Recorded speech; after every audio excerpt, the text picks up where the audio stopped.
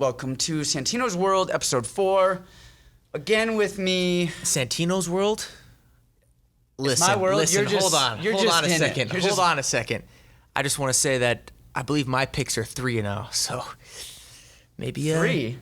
Maybe we should change it to the Lions World, huh? I thought we only had 2 picks. Zhang Willie. Oh yeah. I forget about her. I know I'm butchering her name, but you know what I'm talking about. Willie. Zhang. And then we have Felder. And then we have Khabib.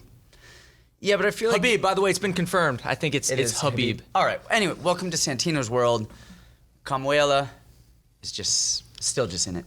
But yeah, let's talk about the fights. Yes. The other day, which you did go 3-0. However, I feel like you went 2.5 because afterwards you told me, I thought Barboza won that fight. Listen, I'm not a judge though, all right? The fighters that I picked to win won. That's how it boils down. But if we're gonna go right into Felder, let's wait on Felder. Okay. Let's talk about Zilly Wang, or what is it? Willie Zhang. Willie Zhang. There's no Willie. Shit, I don't know. All right, so she went in there. And she just demolished Andrade. She's the truth, man. She's the real deal. She went nuts. Forget about the fight. Let's talk about that is the first Chinese UFC star, champion. I guess afterwards, your management, Sucker Punch Management, Sucker Punch Entertainment. Yep. They manage her as well. And I was talking with Brian Hamper, and he said that there's 350 million search results for her the following day.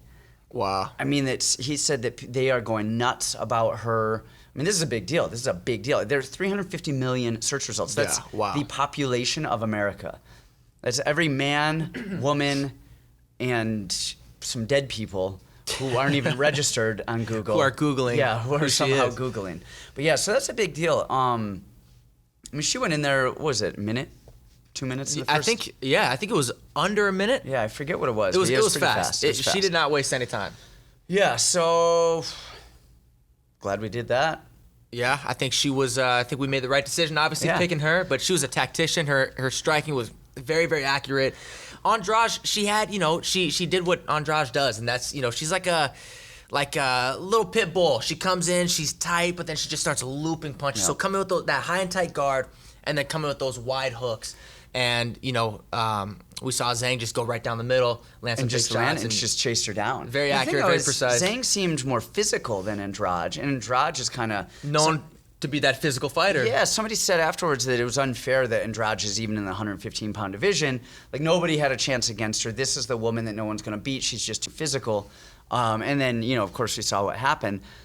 But then even with the Rose fight, though, I feel like that was just a bad assessment in her being too physical for the rest of the division, because Rose, I thought, picked her part every second of that fight until she got killed. Right. I completely agree. So yeah, I mean, I don't know if it surprises me that Zhang won or not, but it doesn't surprise me that we saw Andrade not be just this physical powerhouse. Yeah, I completely agree. And this, not to take away anything from Andrade, but I never, even when she beat Rose, she was losing that fight all the way up until she TKO'd her from that, that slam. But I never pictured her being a dominant champion. You know, even when she won the belt, I was like, okay, okay. It's kind of flukish. It was kind of flukish, and I think that if Rose were to fight her again, I think Rose would win. I think Rose wins that fight 9 out of 10 times, and I think that Andrade just happened to fight her and win that one time. So, I think you're right. So I would actually like to see Rose versus Zhang. I think that'd be a really interesting fight. That's not a bad fight because they're both. But Zhang, man, not only is she technical, she's physical. She has that physicality about her too, which I don't know that Rose. It'd be interesting to see how Rose deals with that. But Rose has some clean striking. Her striking really is clean. It's weird to hear Rose being as good as she is, as dominant as she was, in her last few fights, and even in the Andrade fight before she lost, and then talking about retirement afterwards if she was really ready for it. So it's kind of... It's one of those things, man, where if your mind isn't in it, then you need to get out, because in this sport, you're going to get hurt otherwise. Yeah. And so as dominant as she is and as tough as she is, if her mind's not there, then maybe it's time for her. I wonder if that was just post-fight, I'm sad, I just got dropped Being on my head talk, right, or if that's real talk. Andrade does that to me, and what happened to Rose happens to me. I'm gonna get you're gonna hear a lot of weird shit for quite a while coming out of my mouth. That's the whole reason why Joe Rogan doesn't want to interview people in the cage anymore after they get knocked out, is because they're just not mentally stable at that point, but we'll see if Rose decides to come back. What's funny is Rose is actually managed by Sucker Punch Entertainment as well. I know. So it'd be a Sucker Punch fighter versus a Sucker Punch fighter. They got a roster of killers, man. I mean, that was that way when Henry fought Marlon. Ali manages both of them, and that was a weird scenario. Right. Ali is known to be really involved with all of his fighters, come fight week and everything, and he stayed home. He didn't do anything. Ah, okay. So I wonder if one... because you can't, I mean, it's like trying to choose between your two favorite kids. You can't do that. You got to just sit back. You can choose. There's one. There's a favorite Who is it? kid. Which one is it? I'm not going to say it. but I know I know which one it is. Nobody else knows. Nobody else. You know. I'm not going to say it, but I know it. You're like, I'm not going to say it, but it's not Lennox. But I'm not going to say who it is. I'm not saying who it is or who it isn't. Enzo, you're always going to be my firstborn child, though. My oldest. Love you, Lennox. Yeah, so interesting to see me. With the two Bryans, maybe one of them splits it or who knows. But I don't know. I don't know if Rose, they'll probably make her win a fight before she gets a shot. I would guess. But there's some interesting matchups in that division. There really is. Not to be horrible of a human, but at 115 pounds in the women division, I don't envision a lot of phenomenal matchups. Not for anything other than it's just not a huge division. There's not a lot of people there. But surprisingly, with how few fighters are in the division, there are some interesting matchups that are gonna swirl about there. Even Joanna, man. I mean, Joanna was very dominant before she fought Rose. I know. I would like to, if Joanna beats, I think she's fighting Michelle Watterson, Karate Hottie next. If she wins that fight, I'd be interested in seeing a matchup between Joanna and Zhang, just stylistically to see how that plays out. I could see that. And Joanna, I mean, she's a big... She went up to 25. She didn't fare well. She fought Shevchenko, lost a decision. But she was in it. I mean, she was tough. She was there. She wouldn't die. Shevchenko, I think, is just a little bit too big and powerful for her. That's going to be a hard... She had a lot going against her, moving up to 125. That's a hard fight for anyone. I know Henry Cejudo was talking about Shevchenko as well, and he better hope Joanna wins that fight. I think somebody else wins. I think Cejudo and Shevchenko, they came face to face. I think at the last fight. Did you see that video? Yes, I did. And I think Shevchenko is 4 inches taller. But she doesn't have 2 belts and a gold medal. Does he have a gold medal, Henry? I don't know. I heard that. Does he have a gold medal? I thought he had a medal. I don't know if he does have a medal. Let us know if he has a medal. All right, so that was 2 weekends ago, week and a half ago, whatever the hell it was. But this weekend we had Paul Felder fight Edson Barboza. We had Khabib, not Khabib. There are no Khabibs. Fight Dustin Poirier. And then we had 500 other people on a card, which I didn't know any of their names. Yeah. So we're not going to talk about any of them. We're just going to talk about the 2 main events. But before we get to the main and co-main event, apparently it was 115 degrees in the arena because the arena. So this is Abu Dhabi. You have more money than God in Abu Dhabi, and you take you hold a fight in an arena that's unfinished. And I guess they just use tarps to cover it, and so the air conditioning is exposed to the air. You get however many thousands of people in there, and a giant hole in the Death Star. Right. And it's 115 degrees. I didn't hear that. That's miserable. Yes, and now you're supposed to be fighting. That's miserable for everybody. It's miserable for the fighters. That's miserable for the people who are sitting there for 4 or 5 hours. That's I was reading something about Muhammad Ali. They said he kind of did that to George Foreman, in the Rumble in the Jungle. Okay. That this is in the 70s. There was no air conditioning. It was really hot, because there was air conditioning, but I guess Muhammad Ali put Foreman in a room without air conditioning and kept stalling. And just to leave him there in the heat? Yes, and they kept telling him, all right, we're going to go in 20 minutes. So I guess Foreman would start warming up and get ready. Getting going, and then he would stall him again and again to try and get him wiped. I don't know the truth to that, but I read that. It's like the opposite of icing the kicker. Yeah, you're sweating the foreman. Just sweating the foreman. But yeah, so it was really hot. I don't know if that would have mattered in the main or the co-main event because they were all coming from different countries. You know, I don't know if anyone would have.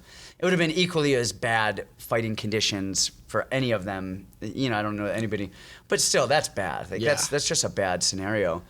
But Felder won. All right, but so Felder won, but I didn't see the fight live. Okay, I had to go back and watch the fight. I mentioned this to you earlier. I thought from all the accounts of everything that I read, Barboza had won. So I was watching the fight when I actually watched the fight, got around to it. I thought that Barboza had won, and I was expecting to see Barboza beat up Felder for 3 rounds. And I didn't see that. Now, I also didn't watch it with the audio on, which I think did you watch it live? I did, yeah. And did you watch it with the audio on? Yes. And who are the commentators? It was John Anik and Dominic Cruz. Okay, were they going crazy over Barboza, or what were they doing? No, I mean, I don't remember them acting any differently or favoring either fighter. Okay. It was a great fight, and it was a close fight. You know, so I don't remember them, you know, again, being heavily favoring, biased toward heavily, one or the other. heavily Okay. biased towards one or the other. But I just remember watching. I wanted Felder to win. I was going for Felder. And I remember just thinking, man, this is a really, really close fight. I don't know. When it was all done, I didn't know if he had done enough to beat Barboza. And I remember kind of thinking that Barboza had a slight edge. Okay. So when they announced him as the winner, I was extra happy because I thought, like, oh, shoot, he actually won. did it. Okay. I thought that Barboza was going to get the nod.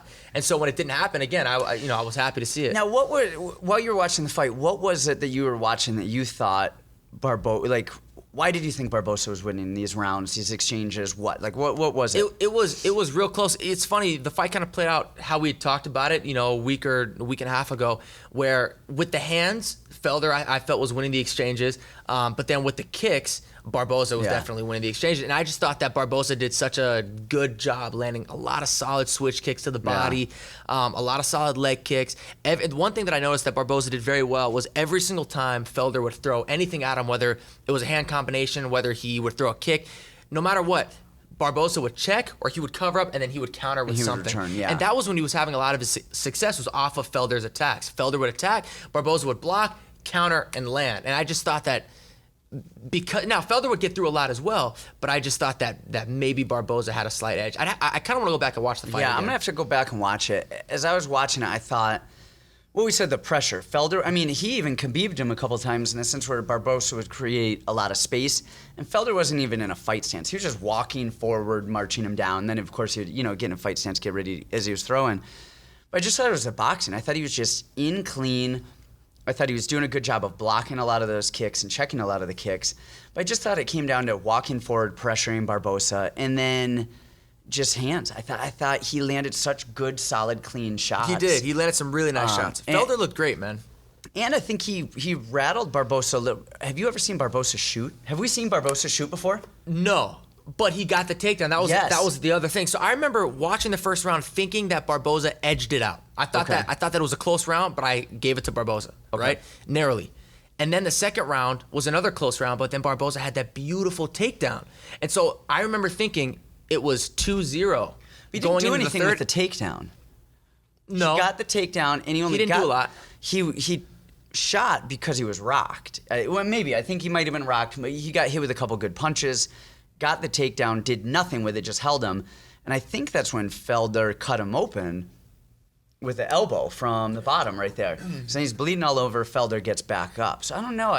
You don't know if that's enough to give somebody the round. Yeah, I mean, you get a takedown and just hold somebody after getting hurt and then getting hurt on the ground while not hurting them. I agree. He should have done more. He should have been more active on the top after the takedown, but he still got the takedown. He did. You have but to. Is you that have to enough?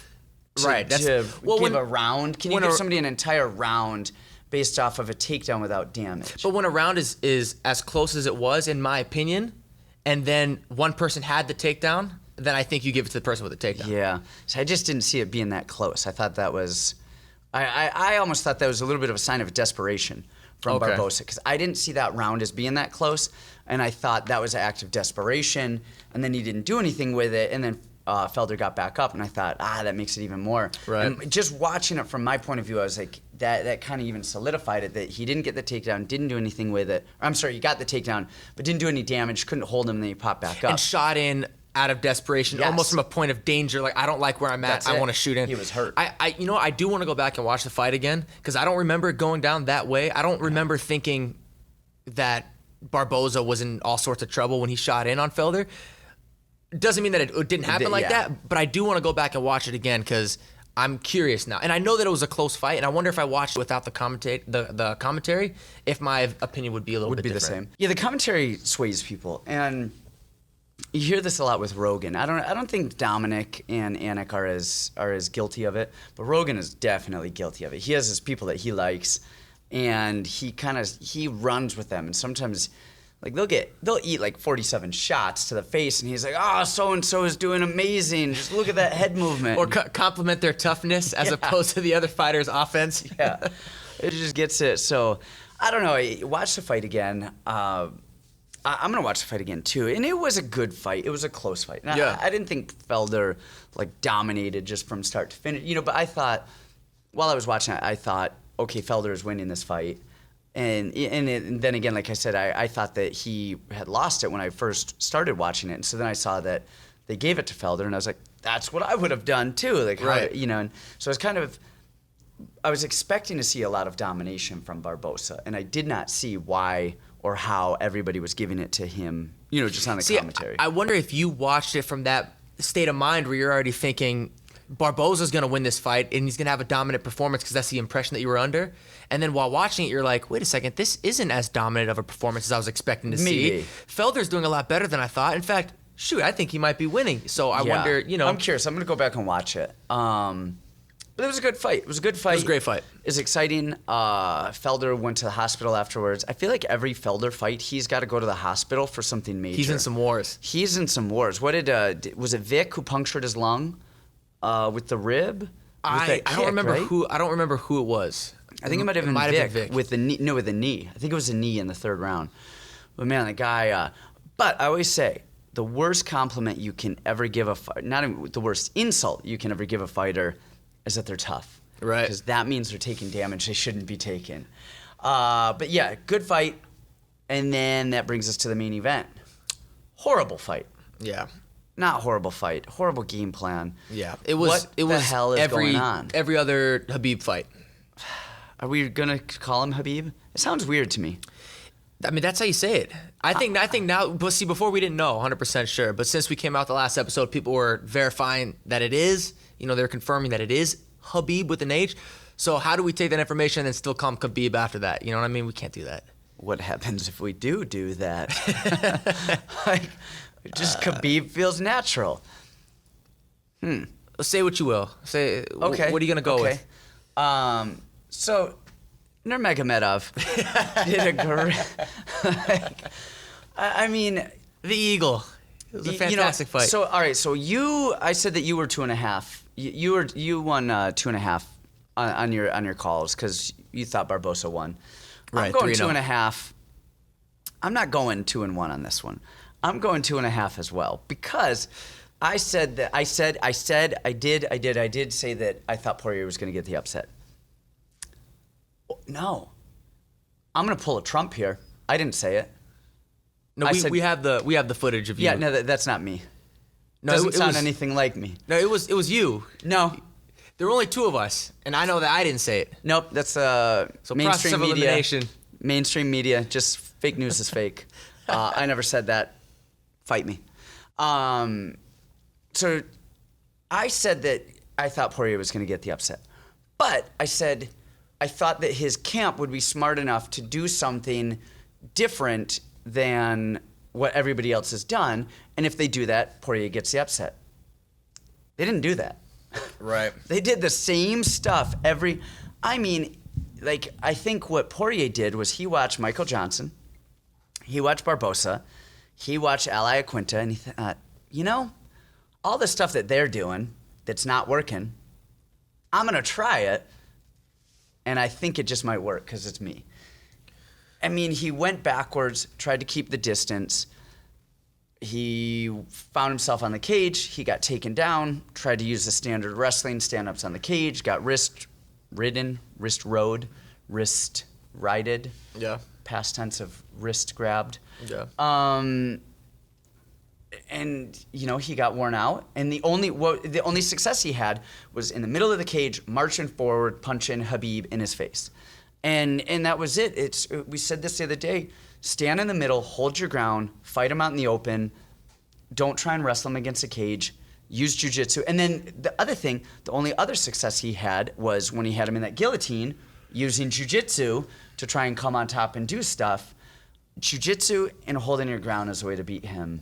Not what Poirier did. Not at all. What's your take on the fight?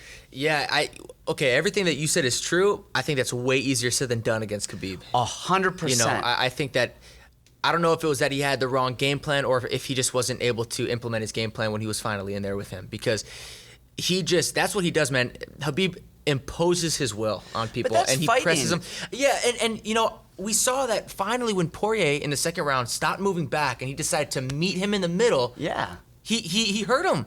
And then all of a sudden Khabib was the one that was moving back. Yep. And then Poirier was able to press and land bigger shots. That was the most success he had in that fight, was when he decided to press forward and to stop moving back.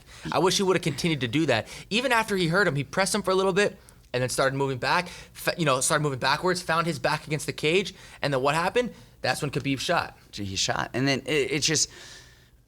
I get it. Things are harder, and I'm over here on my soapbox and my armchair quarterback and stuff. But I fought. I train fighters. I mean, it doesn't matter who's more technical. It doesn't matter who is better. It matters who fights better, and it matters who's sticking to their game plan. Like, those are the things. That's the one thing that you've got to be disciplined enough to stick to your game plan. But I don't even know what Poirier's game plan was at the beginning. Yeah, I don't know either. It looked like he was doing all of the same stuff that everybody else did. Maybe he just thought that he could clip him or swing. I don't know. I really have no idea. And it shows the same weaknesses we've seen in Nurmagomedov before, is that he doesn't like to get hit. When he gets hit, he backs up. And he's not a great striker. He's not. I mean, he's not. His striking's getting better, but we know that that's his hole. We know where he's good. He's going to get you on the cage and maul you. That's like Ben Askren. You know what he was going to do. And then what did Masvidal do? He went right at him. And that was I wouldn't say it was a lucky shot, but that was a shot that, if he did that, came out with a flying knee, he's not hitting him 100 out of 100 times. Right. But he took the chance. It was risk reward.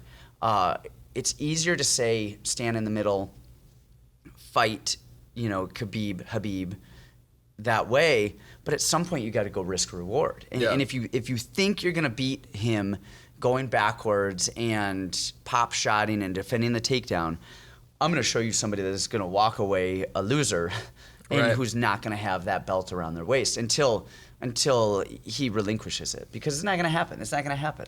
So I don't know. It's he's just too good. He's just too dominant doing what he does best. And if you try to stop him at what he does best, you're probably going to lose. You're going to lose. That's how everybody's lost so far. Yeah. You have to try to impose. And again, easier said than done.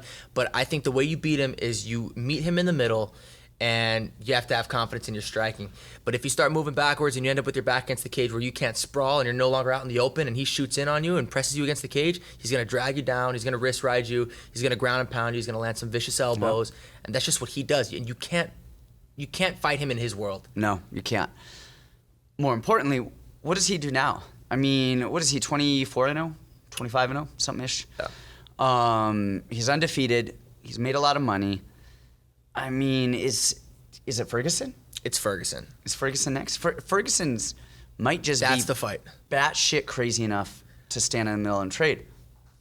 Wonder who else would be batshit crazy enough to stand in the middle of trade is Justin Gaethje.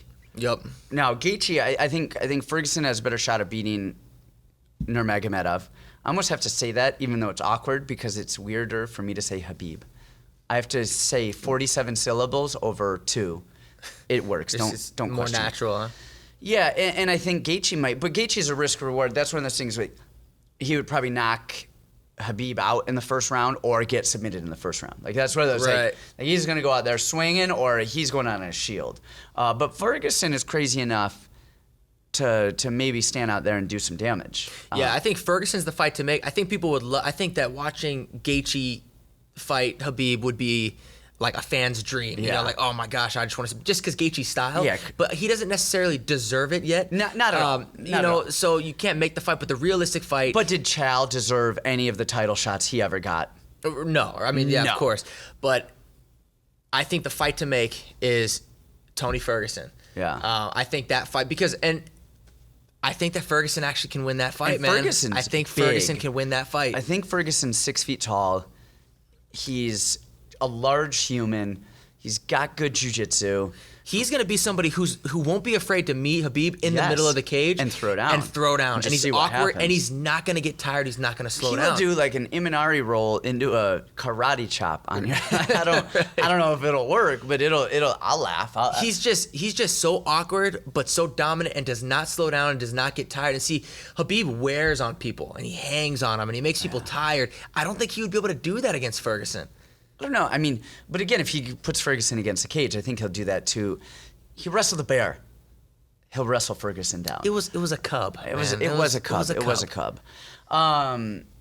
This weekend we got Gaethje and Cowboy, which is going to be way more entertaining than Poirier Khabib. Yep. No offense, Poirier Khabib. It's just stylistically. Interesting. Like, Cowboy's never been in a boring fight. Gaethje can't spell boring, and they're gonna fight each other in Vancouver. And we're going to win by watching. I don't really care who wins. We win. Who's going to actually win? Who's going to win? Who's going to have their hand raised? Yeah, I like both guys.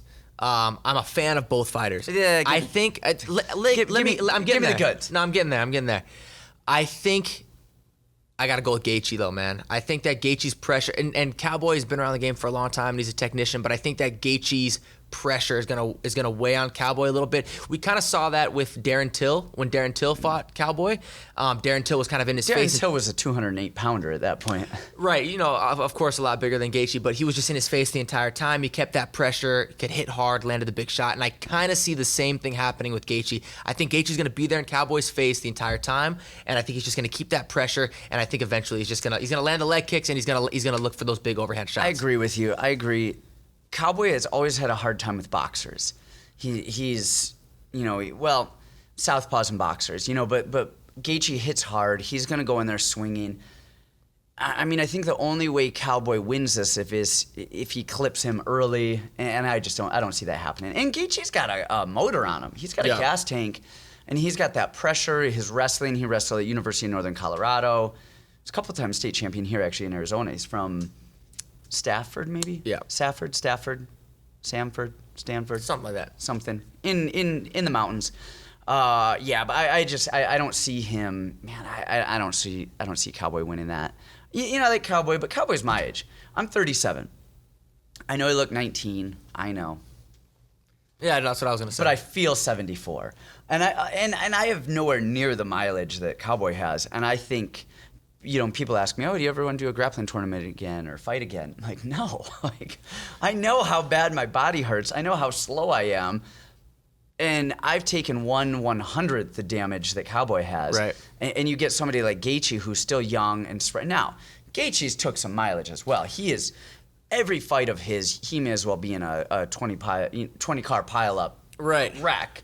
But he's still young enough to where I don't think the mileage is. I don't know, man. Gaethje and Cowboy, they might have taken as much physical damage in Cerrone's longer career as Gaethje's shorter career, because every one of Gaethje's fights is a war. They're nuts. Drop down, drag out war. And you can only do that for so long. It's like an immovable object meets an unstoppable force. Right. And when they meet, they all die, but we are entertained watching fights. That's Gaethje, man. That's it. So, all right, so that's a good one. But now... And I want to say something, too.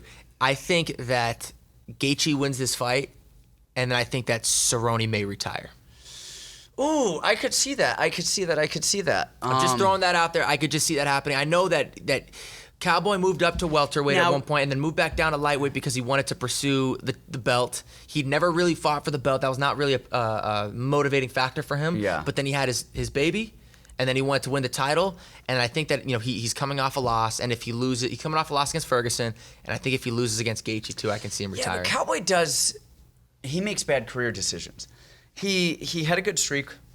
Was it 3 or 4 fights in a row? He was just dominating people. He beat Platinum Perry. He beat Hernandez. He beat who did he just? He just fought Ferguson. Ferguson. Oh yeah. No, but before Ferguson, I think he fought that Alex Hernandez. Yeah, kid. maybe it was Hernandez.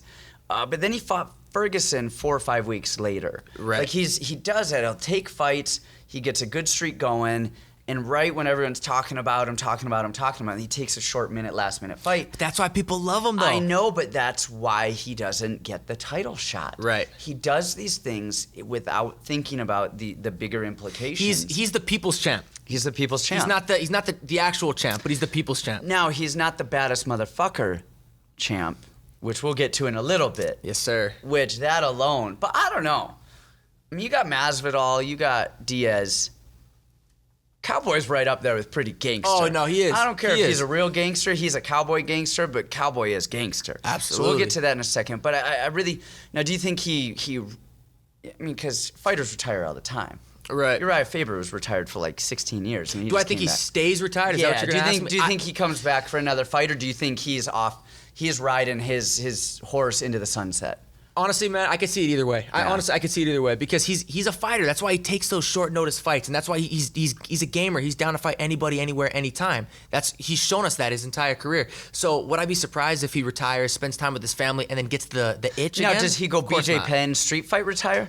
So he retires. No, I don't think so. And then he just goes wild and just gets in trouble? No, I don't think so. I heard a story. I don't know if it's true or not, but it's probably true. I heard a story that he was in a bar once and some dude was mouthing off and actually hit Cowboy in the face, and Cowboy basically let him off with a warning. It was like, listen, if you do that again. I've actually heard that as well. When you said a story, I thought you were talking about BJ. That's why I was like, it's no, probably I'm true. I'm talking about Cowboy. So Yeah. I think he's a pretty level-headed dude. I don't think he has the personality to go out and get in a bunch of street fights afterwards. I think you're right. But I could see him wanting to come back and fight. I could also see him just being like, hey, I want to live life. I want to, just spend time with my family and just do my thing and never coming back. Yeah.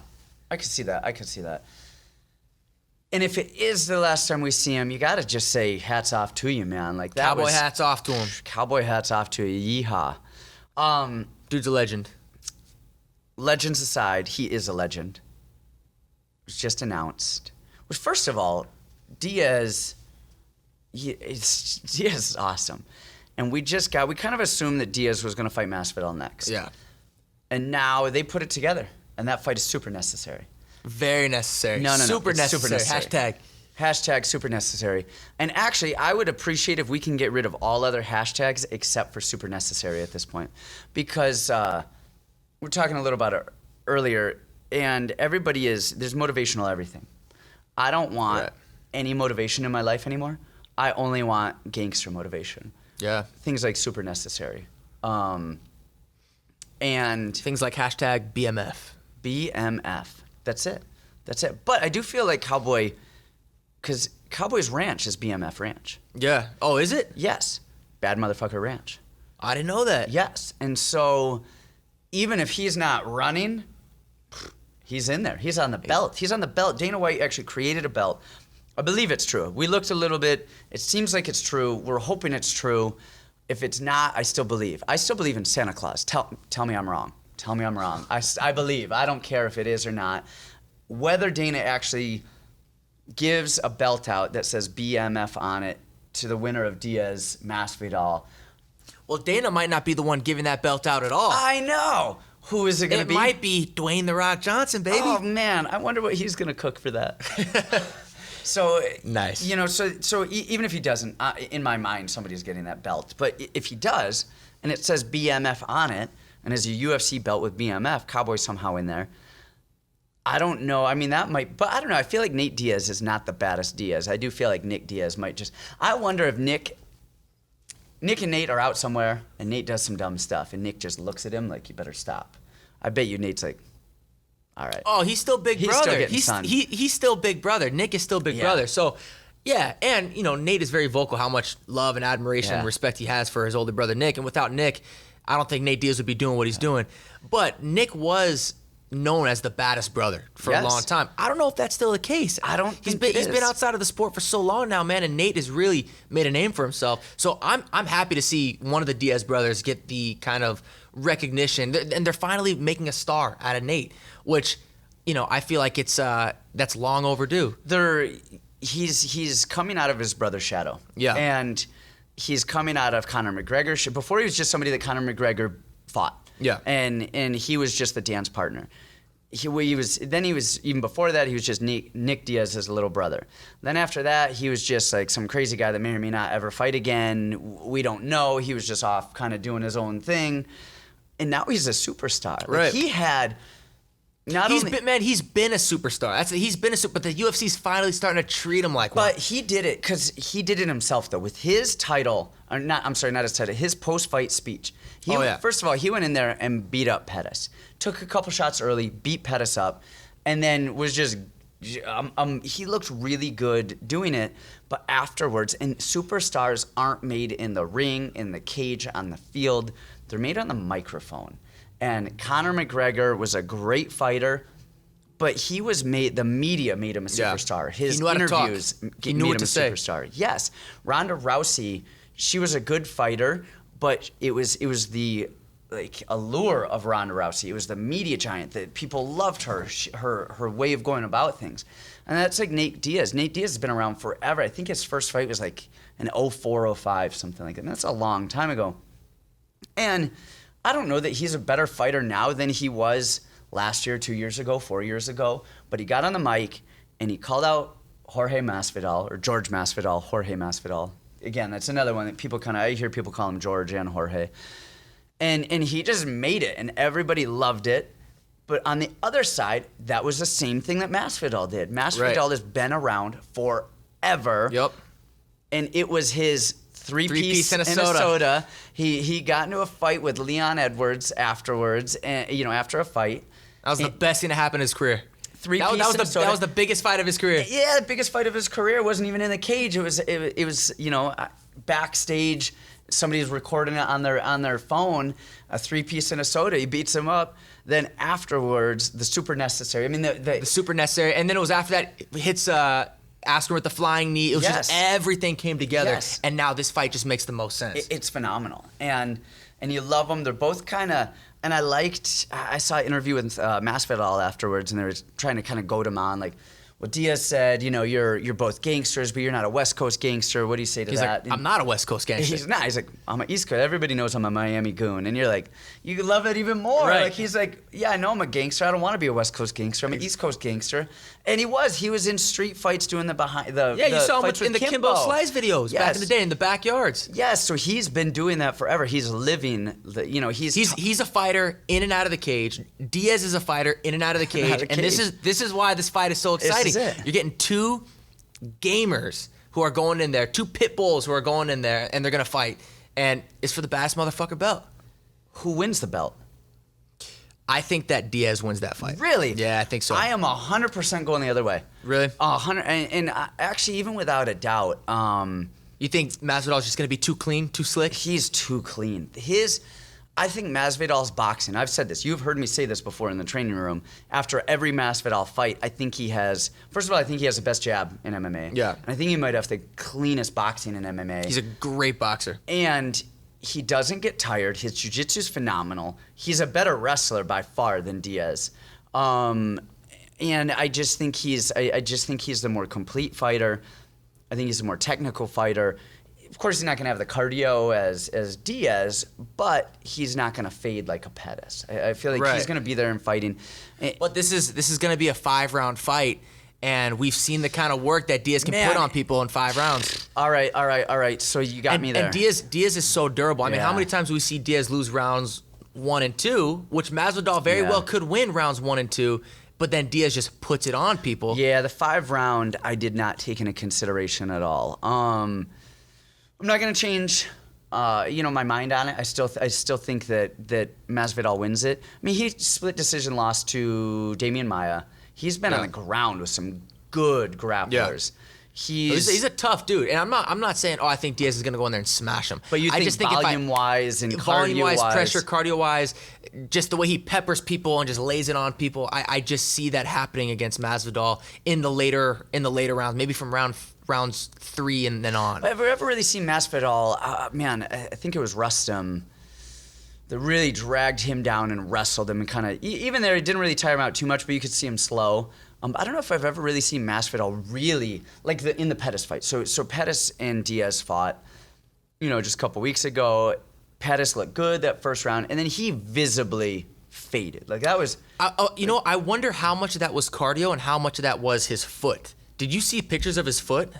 I did, but we've seen that with Pettis in other fights though too. It's where he slows down. You see that quite a bit. And I don't know. I think we'll see Masvidal fade a little bit, but I've never really seen him I've never seen him look gassed like that. I mean, or break. Yeah, not that I remember. Maybe I have, but it's been a while.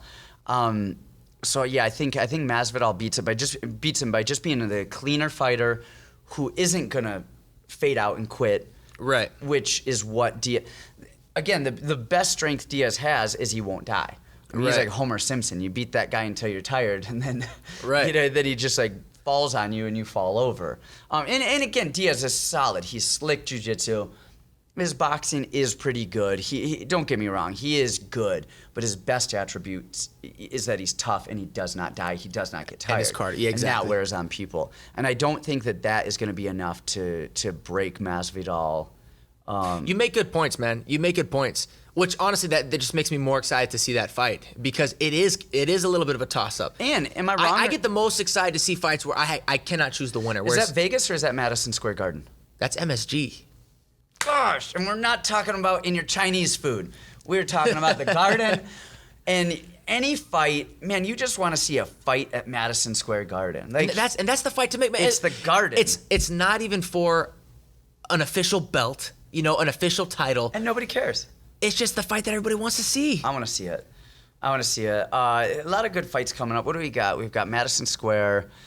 We've got Korean Zombie. Looks like he's fighting Brian Ortega. Is that going to happen? I believe. I know they've been going back and forth on social media. Is that official? It's not official, but I think that might happen, which will be another good one. And imagine if it could get put together on the undercard of that. Yeah, that would be a solid fight. That would be any zombie fight. First of all, anybody's name that's zombie. It's a bad dude, right? You almost wish that Diaz was smaller so that Diaz and Zombie could fight and just see who won't die first. Right. I mean, but yeah, we got a lot of fights coming up. Let's see how we do. We'll chat again after this card this weekend. See if we're right about Gaethje. I was gonna say we're both going Gaethje. I'm going Gaethje on it. I don't even know who else is on this card. I don't know. Yeah, I don't know off the top of my head. We'd have to look it up. I'll be there. I've got Hunter Azor fighting Brad Katana. Good luck, Hunter. Yep, Hunter's going to do, great out there. And then, but that main event, 5 rounds, I just hope it doesn't end early. Yeah, I agree. Gaethje Cowboy, I hope it goes through. And that's it. Thanks for coming out again.